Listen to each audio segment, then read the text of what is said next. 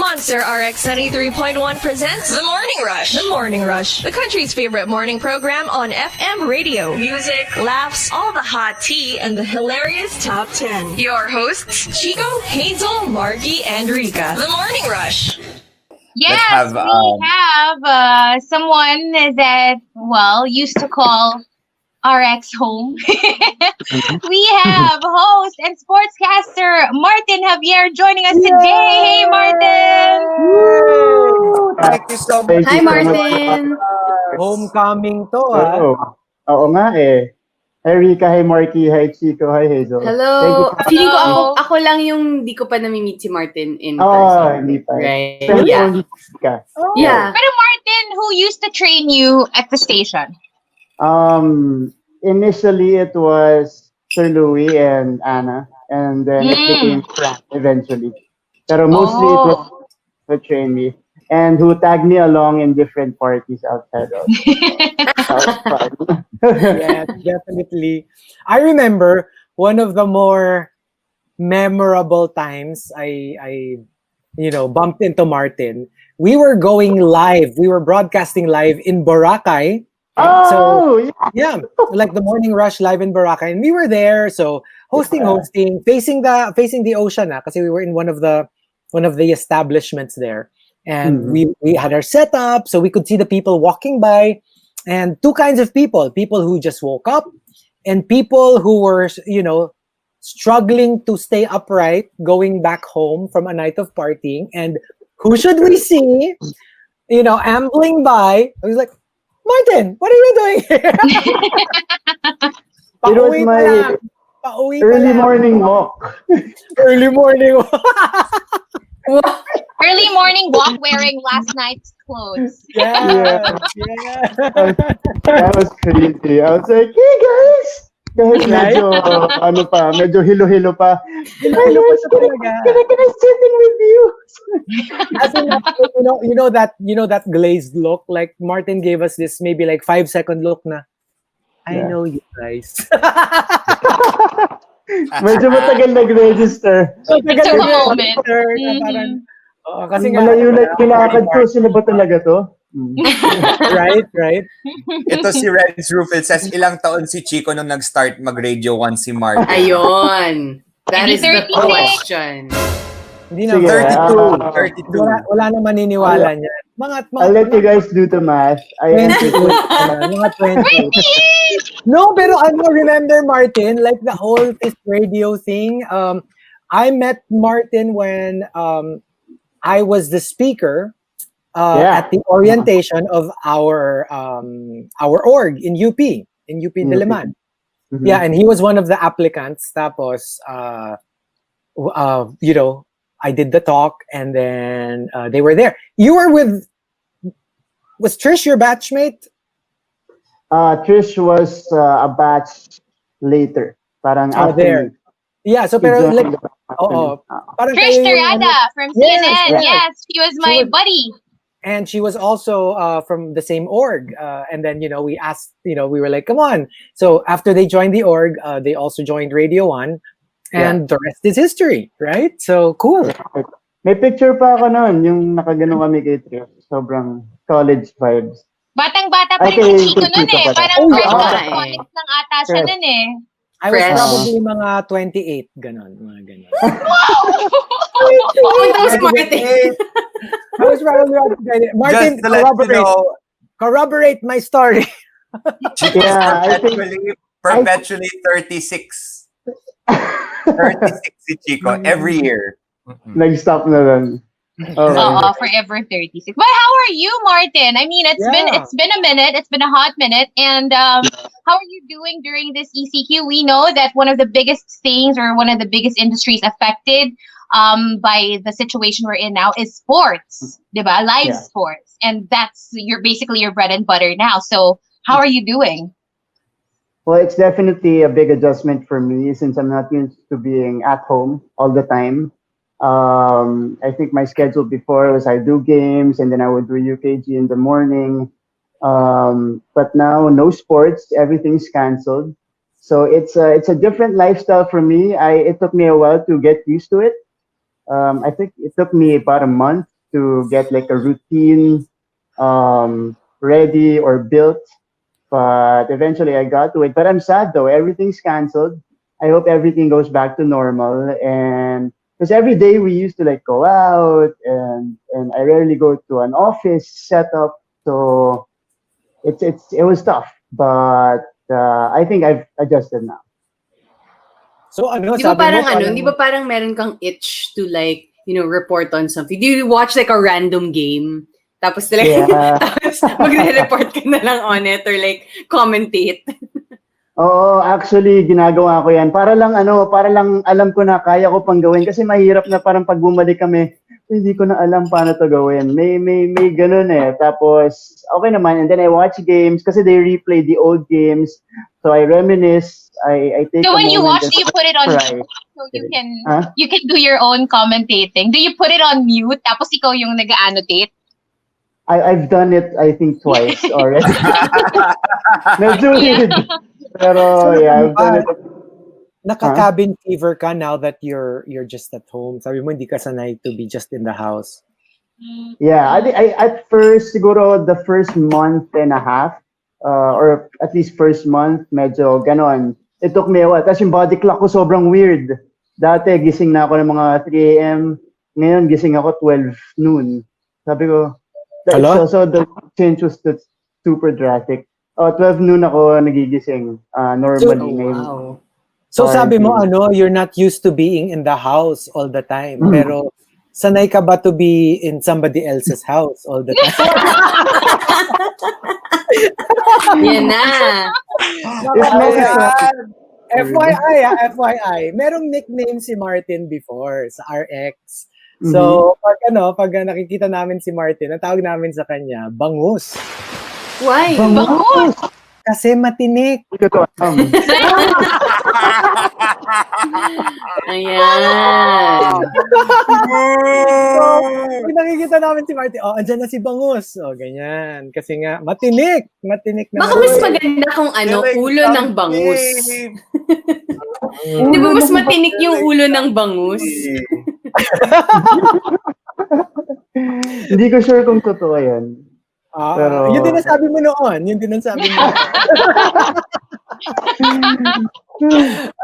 Okay, so tell us how was like that whole journey? Na alam mo yung parang nalingat lang kami pagkita namin nasa TV ka na, you're already in in Umagang Kay Ganda. Parang like how did that whole thing happen? What was the journey?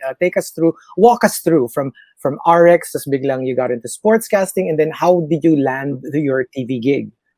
Oh, it actually took me a while to get there. 2011, I joined Mixed first time, and then after that, I got Radio 1, and then I joined Radio 1 to 2013, and then graduated.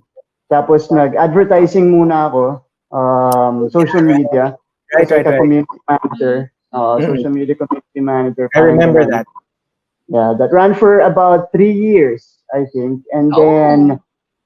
But before, kasi my senior year ata in UP, I auditioned for courtside. I didn't get in. I didn't make the final cut. And then yung producer, medyo nakaka-chat ko pa rin. Tapos nakita ko may ad sila sa TV ulit na, uy, may courtside auditions this year ulit. Sabi ko, Sino to? Si Ada ba to? O si Tita Malu? si Miss Diana. Si Diana. Si Ate Diana. So, sabi ko sa kanya, today, can I audition? Sige, drop off your resume. Tapos, we'll see. Tapos, ako personally, hindi ko in-email yung resume ko. Pumunta ako na ABS. Binigay ko doon.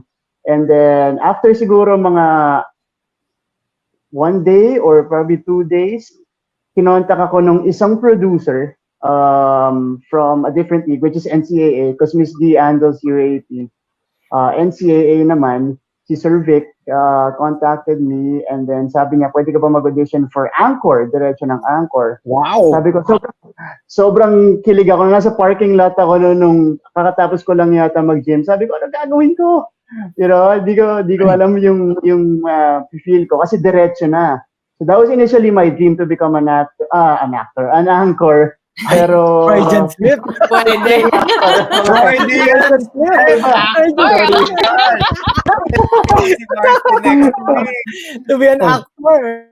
An actor na, hindi. Pero initially kasi, yung dapat yung route ko, courtside muna, tapos anchor. So I was discouraged initially kasi hindi ako nakapasok.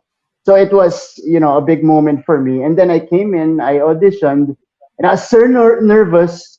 I practiced lang. I think I was doing a radio show for a private radio station then. So, di ba pwedeng gawin yung papabayaan mo lang, tapos you can do something on the side. Yung mag-music ka lang dito and you can do something on the side. Ay, Doon kami, ako we never do that kasi, Martin. Oo. Kasi kami talagang Focus kami sa talagang work. tutok. Mm-mm. Kasi bilang ako, trainee ako ni Hazel. So, alam kong ganun yung... Oo, ganun talaga. Bawal matulog, yung wala. practice talaga. Well, hindi rin nagko-computer. Oo. Ayun. Buhatan na ng bangko, guys. So, nag-practice ka habang nagbo-board ka, ganon? Nagpa-practice ako habang nagbo-board ako. YouTube lang. Siguro I had like 5 days to do it. Or like 2-3 days pala back then before the audition. And then I came in, tapos uupo na ako, eto na, mag-simulate na ng game. And then yung pinakita nila ko sino yung analyst ko, I was so nervous because it was Nico Ramos. Nico is a colleague now, but he had tons of experience already before that. So parang ako, sobrang pressured ako, ano gagawin ko dito? But I think I was able to pull it off. Pero hindi ako tinawagan right away because it was in the middle of the season already. And then I had to wait for like a year. Mga 1 year. Oh, wow. Oh, wow. They called me again and then they finally let me join. As for UKG naman, yun, I was going to ask. Kasi di ba parang sometimes may mga may mga pegs yan. So, alam ko, di ba, like kunyari, if you're a newscaster, hindi ka pwede masyadong entertainment kasi there's a certain kind of parang gravitas, di ba, na. So, pag ganun, if you're jumping from sports to parang entertainment variety, hindi ba naging na parang, but he's a courtside reporter or he's an anchor, parang sports. Pwede ba siya for like lifestyle, mga ganyan? So how did that work? I think that's it. They're strict lang naman with that if it's news that you're transitioning to. Kasi if you're doing hard news, you can't do the lifestyle, fun stuff. Lifestyle. Feeling ko mas strict sila doon. Pero kasi yung features naman namin sa UKG, it's going to resorts, it's going to stores, featuring products. So medyo infotainment siya. Hindi naman sa hard news. So I think they were flexible with that. Tsaka parang parang ready ka na for more mature roles kasi 'di ba may mga shirtless ka pa diyan pag nasa UKG ka. Updated si Chico. Mukhang ready na yung yung mga yung actor part, 'di ba? Yung sabi mo nga, you've always been an actor, 'di ba? So wait, so when you start go ahead. Yeah, go ahead. Go lang. No, I mean, when you started with sportscasting, meron ka na bang like, do you have a background? Like, you watch games before? Because I know people na they're discouraged to do that because they don't really watch basketball or volleyball. Parang ganun. No, I've been a basketball addict since I was a kid. I think I started watching basketball since 2001. I never got into any varsity teams, but I play. Pero yung interest ko sa sports nandun. So ever since, I think college, yun na yung medyo naging dream ko. Sabi ko kasi nag-take ako ng broadcast, ano kaya yung direction ko? Ito na lang. Ganun. Right. So, it kind of merged the two, di ba? From broadcasting and sports. So, di ba? Sportscasting. So that's actually the good. Pero what's next for you? O sige, total nasabi mo na rin lang. Let's go there. You've got the looks for it. So what if, let's say, a producer goes, alam mo yung, habang nakaakbay sa'yo, iho, gusto mo ba mag-artist?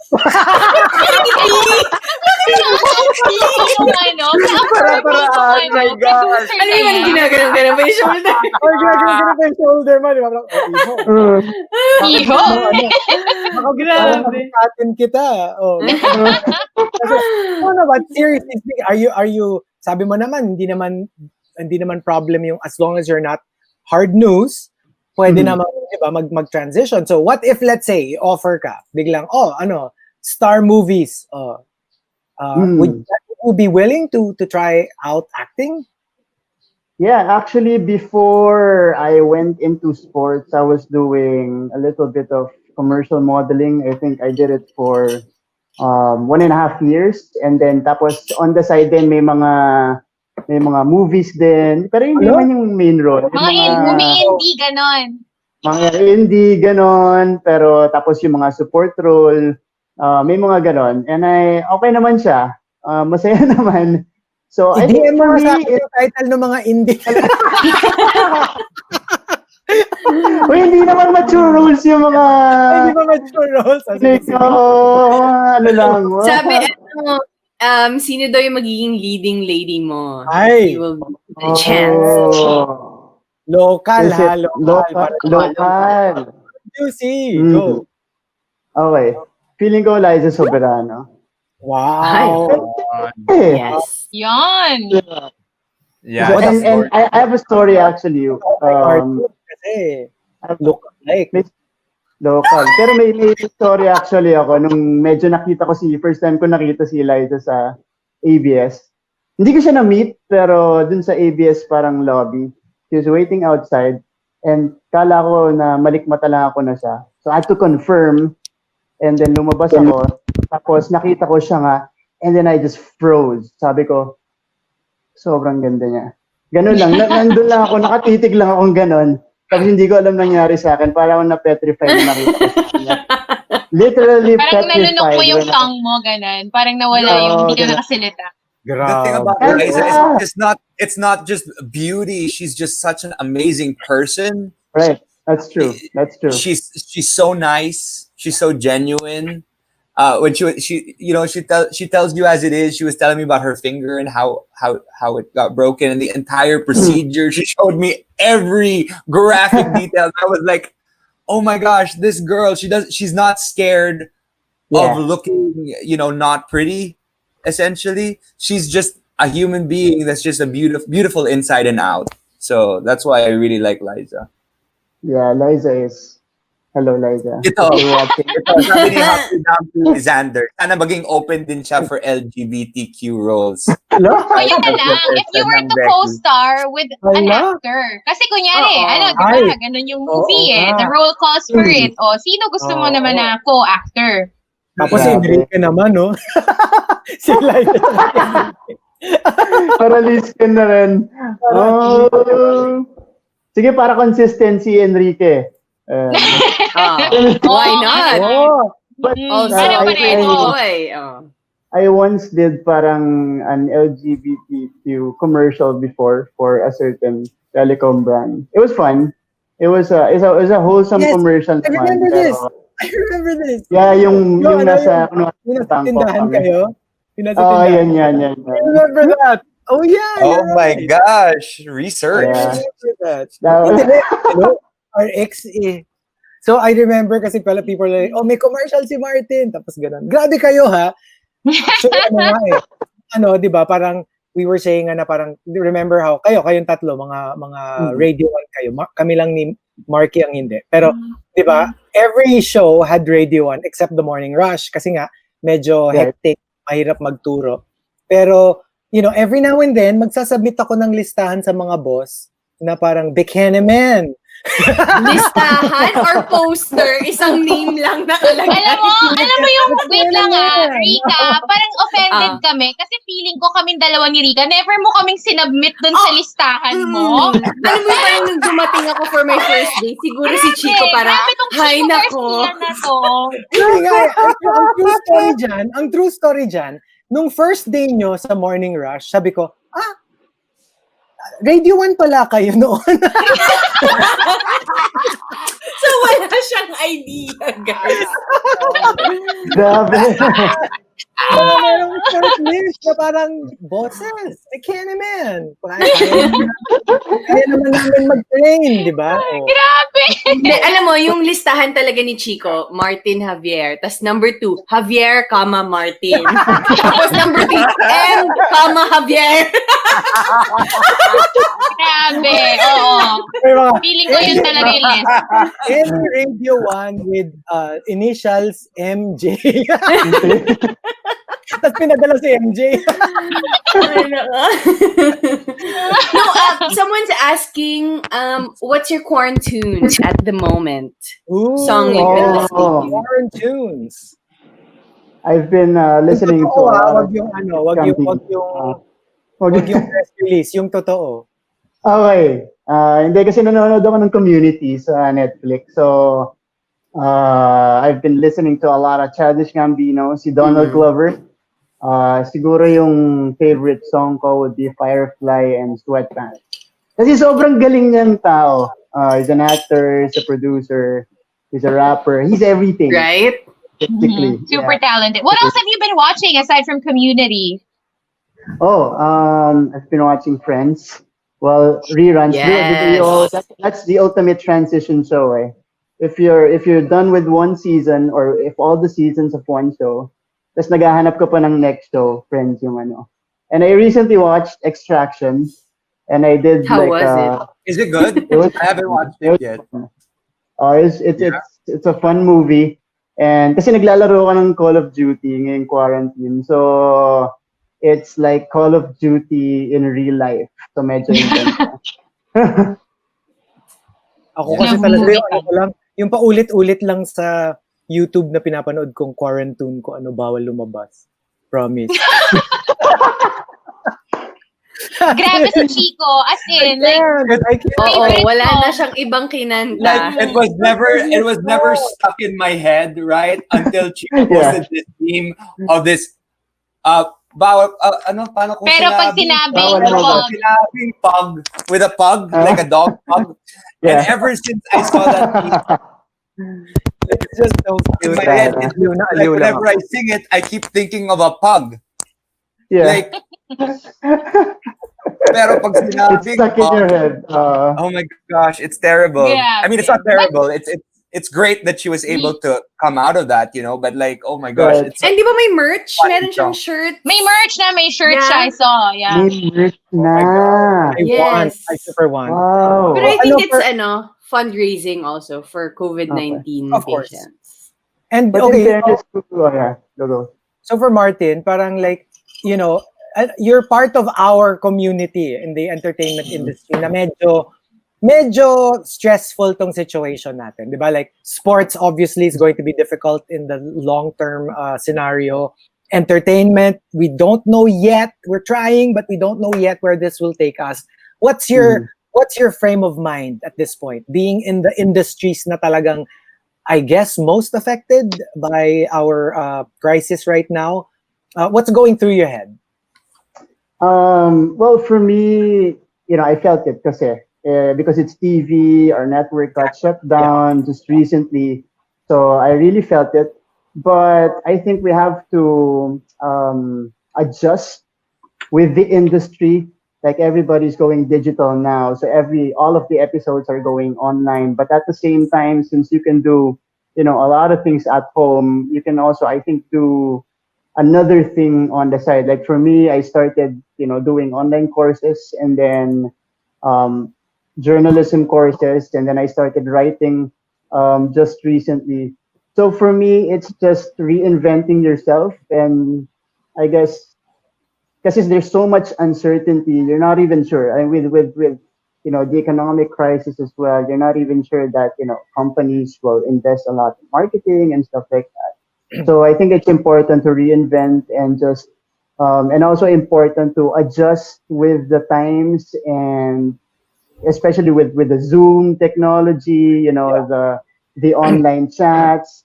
How do you make it work for you?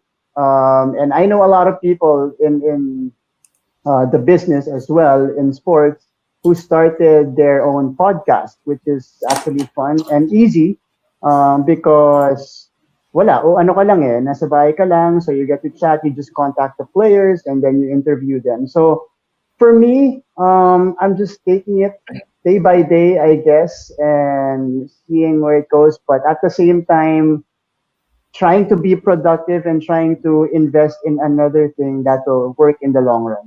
Are you looking ba into ano? Are you looking into an online platform? Like, do you have a YouTube channel, or are you thinking of putting up a YouTube channel or something? I'm thinking of putting up a podcast soon, pero feeling ko that's way ahead in the future pa. Pero yun yung feeling ko next step because I've been doing a lot of writing now since I because before I didn't write because I hated it with a vengeance.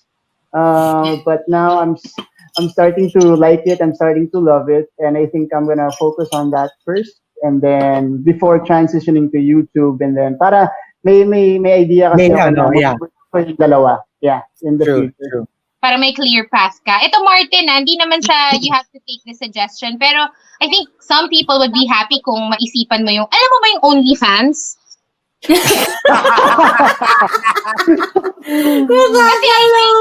I think meron na agad magsusubscribe dito pa lang Oo eh. Alam mo, sabi ko, Meron tayo Hazel, ditong isang may isang post na 25,000. Hindi ako yun, ha? Hindi ako yun. Wala ako 25,000 sa bill ng card ko na OnlyFans. My debit card got hacked. And I got a message and it said OnlyFans. Your transaction for OnlyFans.com did not go through, and I don't use debit card for that. And there's only one other person that might have taken and stolen my debit card, and he's in this screen today. Wow! Marami sinusuportahan yan si Chico. Oo. Supportive. Supportive yan. It's not that he doesn't have the money for it. It's that tinatago niya. Or, tinatago mo ba? Baby, wait. Of course not. But yeah, so, sige, so it's going to be a very tricky next couple of months for all of us. And outside of, like, in a very, what do you call it, ideal situation, na everything goes back to normal, what's next for you? Let's say we all go back, and let's say ABS opens again, and it's okay to go back to, I think, will you go back to where you were, or do you really see yourself evolving eventually into something else? Yeah. Actually, this quarantine period, it's more of for me, it's more of a redirection. Personally, it's more of a redirection for me because I had plans already this 2020 and big plans, and then it was put on hold because of the quarantine and because of the coronavirus. So for me, it's a redirection, and what I'm doing now is I'm sort of preparing for the next step. If everything goes back to normal, like I'm still gonna do like ABS sports, and UKG and hosting, but I think I'm also gonna be preparing for a next step, which is not here as well. So that's gonna be it's further studies. So yun yung plan ko. Plenty of things to look forward to. Yeah, true. It makes you think because everything we thought that was immovable rather, parang suddenly nagulo-gulo, and we're like chess pieces and scattered all over the board. So there you go. And any we don't want to keep you, and we know you have other things to do. So before we let you go, is there anything you'd like to say to everyone listening right now? Maybe all the people. Like a message. A message, or shout out or whatever. To all the monsters na na-miss ka on air. Yung mga Radio 1 pa lang. Yeah. Hey guys, thank you so much for tuning in, and thank you so much first for inviting me here. I just wanna give a shout out to Butter Baby kasi nag-tweet sa akin kahapon na mag-catch kay Sir JP Manahan, and a quick message. Well, for me kasi it's just taking it really day by day, seeing how this situation goes in the long run, and keep sane, I guess. That's true. Meditate, read, write, develop or find a new hobby. Kasi it's very important. This quarantine period does a lot of things to you, especially with regards to your mental health. I mean, siguro ang dami nakaka-experience ngayon siguro nung anxiety attacks because nakakulong sila dun sa thoughts nila this quarantine because they're isolated and they're alone with their thoughts. So for me, it's just meditating, keeping a clear mind, and just taking it a day at a time. And can I invite? Yes, Go! Go for it. I would just like to invite everybody, since there are no sports now, but we still do episodes of Upfront. It's on Liga, and it's on at 8 a.m. I think every Sunday on Liga. That's the cable channel of ABS-CBN Sports, and we also do episodes of UKG online exclusives. So we do different things there just at home. It's like a personal vlog for us. So please do watch out for those things, Upfront and UKG. And I hope sports will be back soon, and I hope the situation, ends and we go back to normal soon. Go Thank sports. you so much, Martin. Thank Go you. sports! Thank you. So good to Thank you, Martin. Thank you for Thank you, joining us, Martin. Martin. And we hope we can Thank have you you so back. much. Don't be a stranger. I mean, you RX is your second home, and like salmon, you swim back to respawn. And Or like but a thank you very bangus. much. Like a Oh, bangus, right? bangus. Like a bangus! Kabango. So thank you very much, and hope we can have you back. And thank you, Martin. Yeah, Thanks, definitely. Martin. Thanks, Thank Martin. you. Bye. Thanks for watching, you guys. The Morning Rush. The Morning Rush. The landmark morning radio program on Philippine FM Radio. Winner of multiple KBP Golden Dove Awards for Best Radio Comedy Program. Monday to Friday, 6 a.m. to 10 a.m. only on Manila's hottest Monster RX 93.1.